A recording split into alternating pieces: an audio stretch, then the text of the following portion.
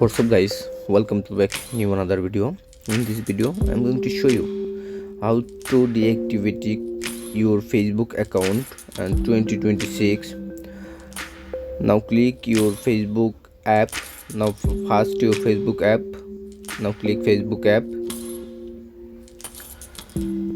Now click three dot icon. Scroll down now. Now click settings and privacy. Now click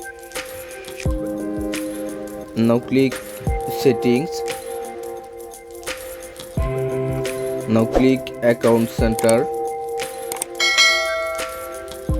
Scroll down now click personal details. Now click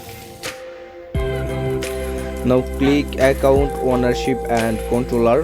Now click deactivation or deletion. Now click your Facebook account. Now click continue. Now you enter Facebook password. Now type your Facebook password. Now click continue.